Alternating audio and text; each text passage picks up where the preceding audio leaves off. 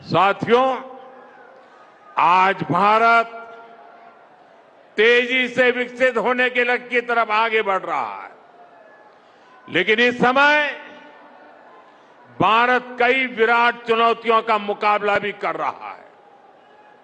साथियों, कोरोना काल के दौरान ही दुनिया सप्लाई चेन के बहुत बड़े संकट से गिर गई थी। कोविड के बाद यूक्रेन में युद्ध शुरू हो गया, उसने दुनिया की परेशानियां और बढ़ा दी। फूड, फ्यूल, फर्टिलाइजर, इन तीनों चीजों पर गंभीर प्रभाव पड़ा। बीते 5-6 वर्षों में इस संकट से निपटने के लिए हमारी सरकार निरंतर प्रयास कर रही है। आपको याद होगा, उस समय और आज भी फर्टिलाइजर की एक बोरी दुनिया में 3-3 हजार रुपये में बिक रही थी। एक बोरी का 3,000 रुपया। कितना? आप बताएंगे एक बोरी का कितना? आंकड़ा नहीं, बोलिए मुंह से। 3,000 रुपया एक बोरी का। कितना? एक बोरी का कितना? एक बोरी का कितना? और भारत के किसानों को वही खाद की बोरी 300 से भी कम रुपये में दी जा रही है। 3,000 के सामने 300 रुपये में। सप्लाई चेन की इन मुश्किलों के बीच पिछले 2 महीने से हमारे पड़ोस में ही इतना बड़ा युद्ध चल रहा है। इसका असर पूरी दुनिया पर पड़ा है और भारत पर तो और भी गंभीर असर हुआ है। साथियों, भारत के पास बड़े बड़े तेल के कुएं नहीं है। हमें अपनी जरूरत का पेट्रोल, डीजल, गैस, ये सब बहुत बड़ी मात्रा में दुनिया के दूसरे देशों से, बाहर से मंगाना पड़ता है। युद्ध की वजह से पूरी दुनिया में पेट्रोल, डीजल, गैस और फर्टिलाइजर के दाम बहुत अधिक बढ़ चुके हैं, आसमान को भी पार कर गए हैं। अड़ोस पड़ोस में देशों में क्या हाल है वो तो अखबारों में आता है। भारत सरकार इस युद्ध के पिछले 2 महीनों से देशवासियों को इस संकट से बचाने के लिए लगातार प्रयास कर रही है। नागरिकों पर बोझ न पड़े, इसके लिए सरकार सारा बोझ सरकार खुद अपने कंधे पर उठा रही है। लेकिन साथियों, जब सप्लाई चेन पर संकट लगातार बना रहे तो हम कितने भी उपाय कर लें, मुश्किलें बढ़ती ही जाती है। इसलिए अब देश को सर्वोपरि रखते हुए, मां भारती को सर्वोपरि रखते हुए हमें एकजुट होकर के लड़ना होगा। हमें याद रखना है, देश के लिए मरना ही सिर्फ देशभक्ति नहीं होती है। देश के लिए जीना और देश के प्रति अपने कर्तव्यों को निभाना, वो भी देशभक्ति होती है। इसलिए वैश्विक संकट के इस समय में हमें कर्तव्यों को सर्वोपरि रखते हुए कुछ संकल्प लेने होंगे और उन संकल्पों को पूरे समर्पण भाव से पूरा करना होगा। जैसे एक बड़ा संकल्प है पेट्रोल डीजल का संयम से इस्तेमाल करना। साथियों, हमें पेट्रोल डीजल का उपयोग कम करना होगा।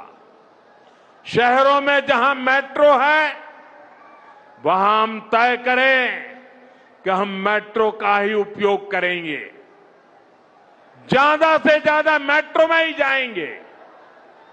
अगर कार में ही जाना जरूरी है तो फिर कार पूल करने का प्रयास करें और भी लोगों को साथ बिठा ले। अगर हमें कहीं सामान भेजना हो तो कोशिश करनी है कि वह ज्यादा से ज्यादा रेलवे गुड्स के जो ट्रेन होती है रेलवे की सर्विसेज से भेजे, ताकि इलेक्ट्रिक रेलवे होने के कारण पेट्रोल डीजल की जरूरत नहीं पड़ती है। जिन लोगों के पास इलेक्ट्रिक व्हीकल है वो भी कोशिश करें कि इलेक्ट्रिक व्हीकल का ज्यादा से ज्यादा उपयोग करें। साथियों, हमने कोरोना के समय में वर्क फ्रॉम होम की, ऑनलाइन मीटिंग्स की, वीडियो कॉन्फ्रेंस की, ऐसी अनेक व्यवस्थाएं विकसित की और हमें आदत भी हो गई थी।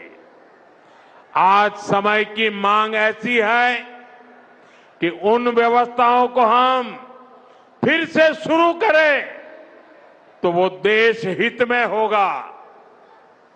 Work from home, online conferences, virtual meetings, इनको हमें फिर से प्राथमिकता देनी है।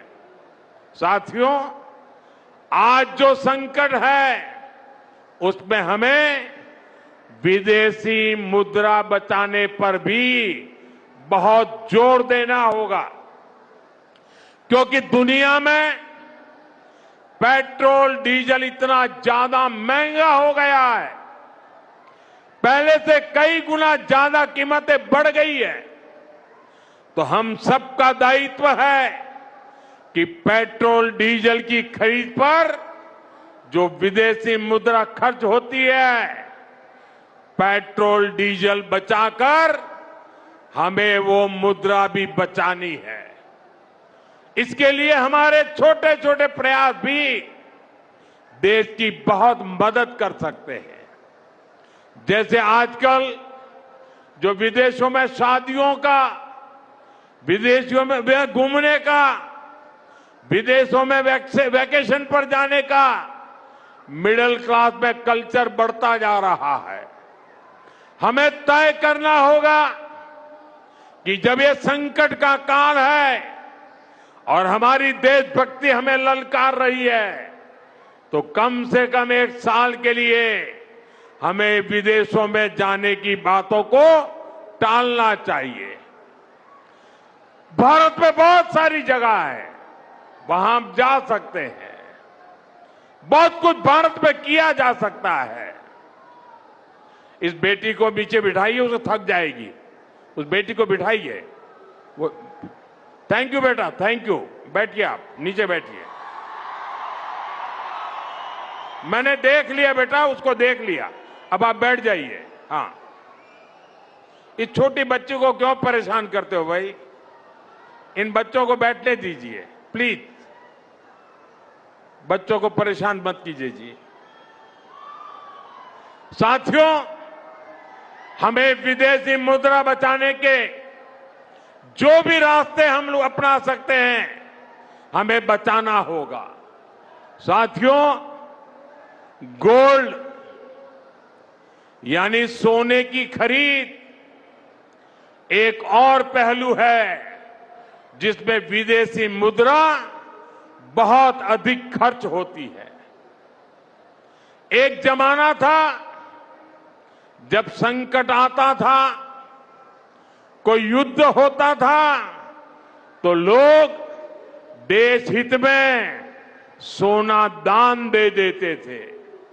आज दान की जरूरत नहीं है, लेकिन देश हित में हमको ये तय करना पड़ेगा कि साल भर तक घर में कोई भी फंक्शन हो, कोई भी कार्यक्रम हो, हम सोने के गहने नहीं खरीदेंगे, सोना नहीं खरीदेंगे।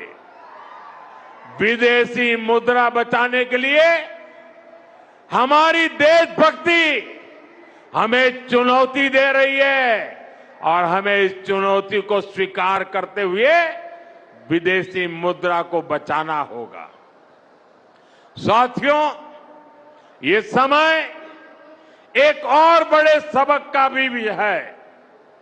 एक समय था जब हम कॉपर एक्सपोर्ट करते थे, लेकिन आज भारत के सामने स्थिति ऐसी बन गई कि अब हमें कॉपर को भी इंपोर्ट करना पड़ता है। हमारे देश में हड़तालें करवाकर कॉपर प्लांट्स को ठप करवा दिया गया और अब हालत ये हो गई कि हमें कॉपर बाहर से मंगाना पड़ता है और उसमें विदेशी मुद्रा खर्च होती है। इसलिए मैं ऐसे सभी श्रमिक समूह मजदूर संगठनों से भी कहूंगा कि हमें ऐसी बातों का जरूर ध्यान रखना चाहिए। भारत को आत्मनिर्भर बनने से जो भी कदम रोकते हैं, उनमें हमें दूरी बनानी होगी और जो लोग ऐसी साजिशों में जुटे हैं, उन पर भी कड़ी नजर रखनी होगी। मैं देश की अदालतों से भी आग्रह करूंगा कि ऐसी स्थिति आने पर देश हित में हमें कोई ना कोई रास्ता निकालने की तरफ बढ़ना चाहिए। साथियों, ऐसे ही खाने के तेल का भी है। इसके आयात के लिए भी बहुत बड़ी मात्रा में हमें विदेशी मुद्रा खर्च करनी पड़ती है। हर परिवार अगर खाने के तेल में खाने का तेल का जो उपयोग करता है, अगर वो कुछ कमी करे, मैंने बार बार कहा है 10% कम करो। अगर हम तेल खाना कम करें ना, तो भी वो देशभक्ति का बहुत बड़ा काम है। आप देश सेवा में योगदान दे सकते हैं और इससे देश सेवा भी होगी और देह सेवा भी होगी। इससे देश के खजाने का स्वास्थ्य भी सुधरेगा और परिवार के हर सदस्य का स्वास्थ्य भी अच्छा रहेगा। साथियों, विदेशी मुद्रा की खपत वाला एक और सेक्टर हमारी खेती है। हम बहुत बड़ी मात्रा में बाहर से केमिकल फर्टिलाइजर इंपोर्ट करते हैं। केमिकल फर्टिलाइजर खेती के कारण हमारी धरती मां को बहुत पीड़ा हो रही है। हमारे खेत बर्बाद हो रहे हैं। अगर आज हम अपने खेत को नहीं बचाएंगे तो भविष्य में फसलों पर भी खतरा आ जाएगा। इसलिए बहुत जरूरी है कि हम केमिकल फर्टिलाइजर की खपत 25%, 30%, 40%, 50% उसको घटाए, आधी कर दें और हम उसके साथ साथ नेचुरल फार्मिंग की तरफ बढ़ें। हम फर्टिलाइजर का उपयोग कम करके विदेशी मुद्रा भी बचा सकते हैं और साथ साथ अपने खेत को बचा सकते हैं, हमारी ये धरती मां को बचा सकते हैं। और यह हमें करना ही होगा। आज वैश्विक संकटों से जो चुनौतियां आई है, हमें उन चुनौतियों को परास्त करना होगा। साथियों, भारत सरकार खेतों में डीजल पंप की जगह सोलर पंप की योजना चला रही है। हम खेतों में डीजल पंप की जगह सोलर पंप का उपयोग करने का जोर देना होगा। मैं कोविड काल में भी आग्रह करता था कि हम स्थानीय चीजें खरीदें, वोकल फॉर लोकल के मंत्र को लेकर चले। हम मेड इन इंडिया चीजें खरीदकर भी विदेशी मुद्रा बचा सकते हैं और हमारे देश में स्थानीय उत्पादन की कोई कमी नहीं है। चाहे जूते हो, पर्स हो, बैग हो, हमें स्वदेशी पर बल देना चाहिए। और मैं ये नहीं कह रहा कि जो आपके पास विदेशी चीजें खरीदी हुई है, विदेशी ब्रांड की है, उनको जाकर के फेंक दो, ऐसा मैं नहीं कह रहा हूं। लेकिन मेरा आग्रह है कि नए विदेशी प्रोडक्ट हमें नहीं खरीदने चाहिए।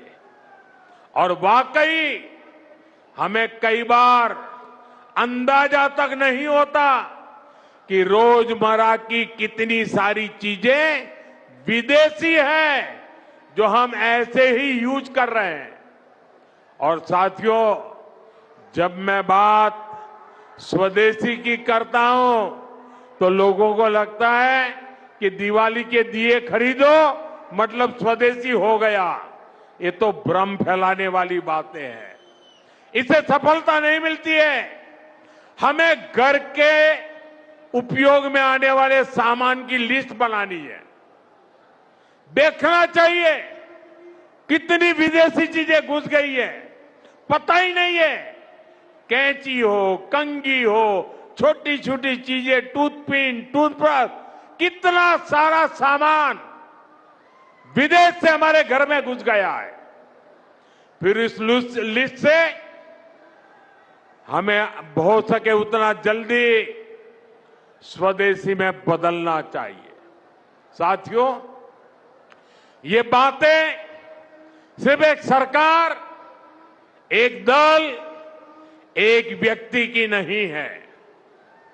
ये बीजेपी का भी मुद्दा नहीं है, ये देश का मुद्दा है। और इसके लिए हर नागरिक, हर राजनीतिक दल, हर सरकार, हर समाज, हर संगठन को संकल्पबद्ध होगा। मैं मीडिया के साथियों से भी देश हित में आगे आने के लिए आग्रह करूंगा। आइए देशभक्ति का भाव जगाएं और देश को जो वैश्विक संकट चल रहे हैं, देश उस संकटों का लाभ ले, परिस्थिति पे सवार हो जाए। ऐसा वातावरण बनाने के लिए हमें योगदान देना होगा और तभी जाकर के देश सफल होगा। ऐसे संकल्प जब हर नागरिक पूरी ईमानदारी से सिद्ध करेगा तो भारत हर संकट में जरूर विजयी होगा।